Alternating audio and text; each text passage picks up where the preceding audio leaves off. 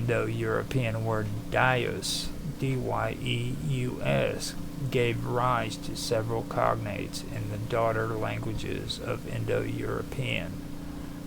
These cognates can be found in various mythologies and pantheons, often as names of gods of the sky or gods associated with light, day, and heavens. The Latin word Deus, D-E-U-S, which means God, is derived from Dyeus, D-Y-E-U-S. In this case, the Proto-Indo-European word Dyeus evolved to represent a broader concept of a deity, and it later influenced the development of terms like deity in modern languages. In ancient Greek, the word Zeus derives from the Proto-Indo-European Dyeus, D-Y-E-U-S. Zeus is the chief deity of Greek mythology, ruling over the sky and thunder, reflecting the role of Dyeus, D-Y-E-U-S, as a sky god.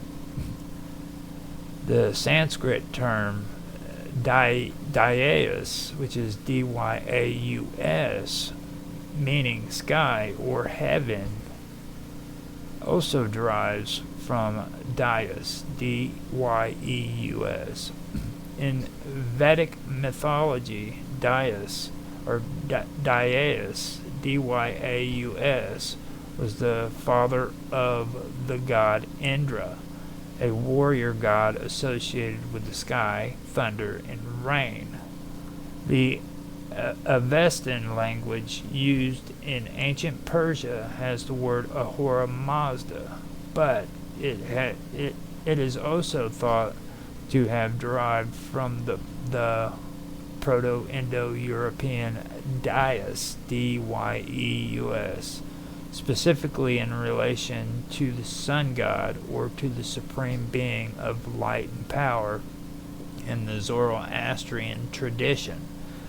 The Norse god Tyr, or Tyr, I never knew how to say that name properly, but Tyr, T-Y-R, who is associated with the sky and war, is thought to be related to the Proto-Indo-European Dyeus, D-Y-E-U-S, further indicating the common Indo-European theme of a sky god or celestial deity.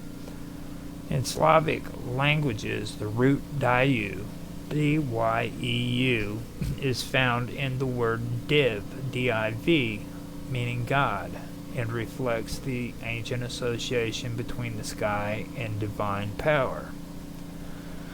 The linguistic journey of Dyeus, D-Y-E-U-S, through the Indo-European family reveals how this ancient root evolved into various forms in the daughter languages. Over time, the semantic scope of Dyeus expanded from sky to include the idea of God, as Indo-European cultures developed complex pantheons where the sky god often became a supreme deity. In the Indo-Iranian branch, Dyeus, D-Y-E-U-S, evolved into the Sanskrit Dyaus, D-Y-A-U-S, and was associated with the sky god, who is depicted as a father figure to other deities. The Vedic texts feature Dyaus Pitar, which is D-Y-A-U-S, Pitar, P-I-T-A-R, and that means Sky Father, who was one of the early gods in the Vedic pantheon, and this term parallels the idea of Dyeus, which is D-Y-E-U-S, in Proto-Indo-European as a father figure associated with the sky and divine authority. In Greek, Dyeus, D-Y-E-U-S, evolved into Zeus, the king of the gods in Greek mythology, ruling over the heavens, weather, and the laws of the universe. In Latin, Deus evolved into Deus, D-E-U-S, a word for God that became the foundation for the concept of divinity in Romance languages and beyond. In Celtic languages, the Proto-Indo-European root Deus is reflected in various gods associated with the sky, light, and weather. For instance, in Gaulish, the word Dieu, D-I-E-U, is used to refer to a god, and similar forms appear in other Celtic languages. In the Germanic languages, the cognate of Deus, D-Y-E-U-S, is Tawaz, or Tyre.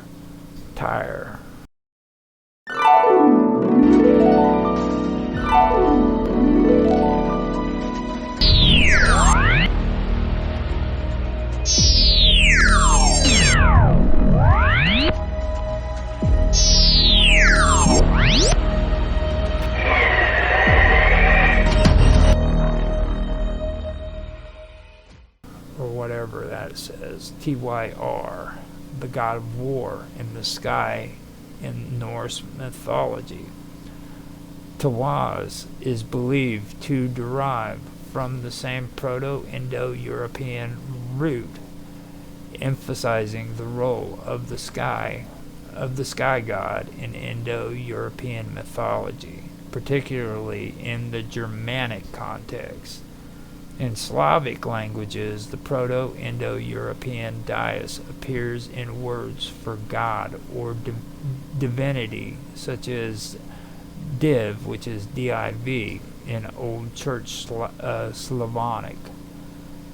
The Slavic pantheon included gods associated with the sky and nature, some of which may have derived from the same linguistics root. The word Deus, D-Y-E-U-S, and its associated deities played a central role in the religious and mythological frameworks of many Indo-European cultures. As the god of the sky, Deus represented the overarching power that governed both the heavens and the earth. In many Indo-European mythologies, the sky god was seen as a paternal figure overseeing the natural world and maintaining order. In Greek mythology, Zeus was the king of the gods, ruling over Mount Olympus and controlling thunder, lightning, and the weather. In Vedic Hinduism,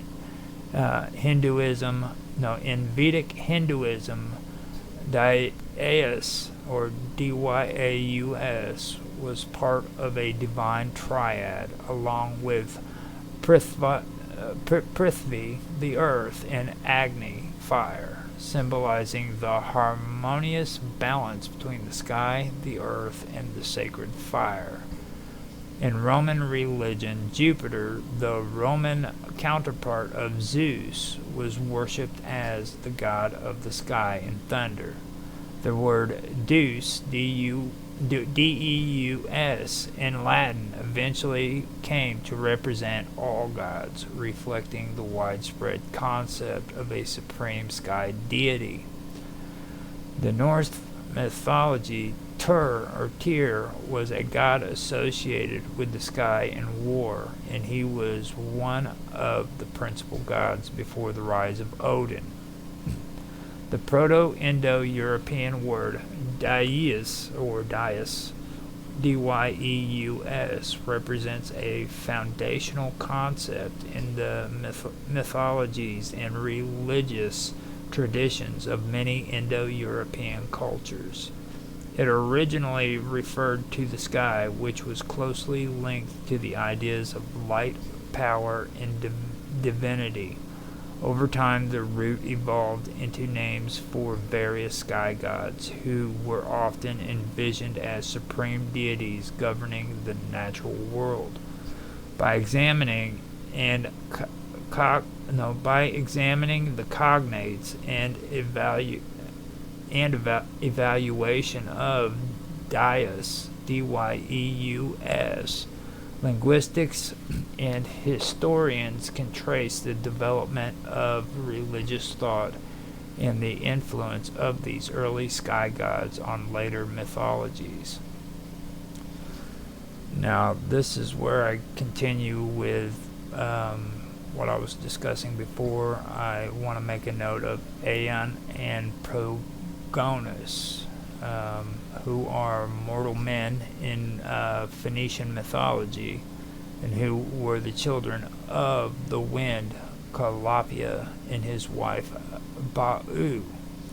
Now, Aeon discovered food from trees, and Protogus means firstborn.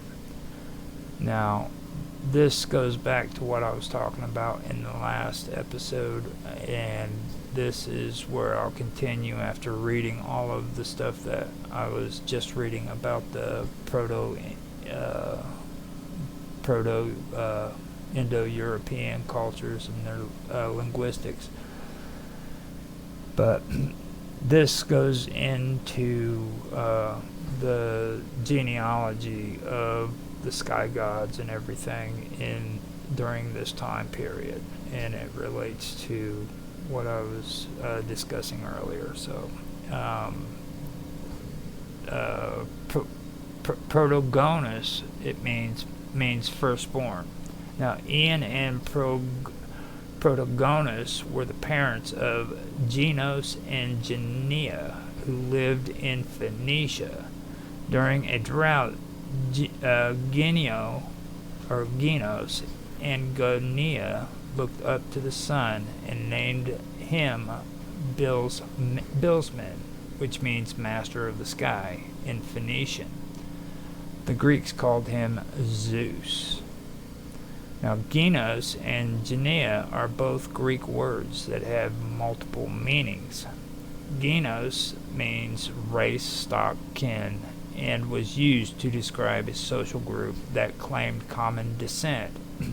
In ancient Greece, gene, Gene, were often made up of noble families. The term was used in many different ways, including to describe a species, genus, sort, category, birth, lineage, family, generation, and posterity.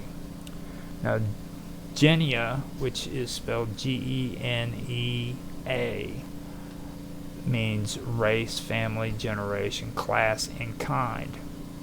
It can also mean fathered, birth, nativity, that which has been begotten, men of the same stock, or a family. In the New Testament, Jesus uses the word in a variety of ways.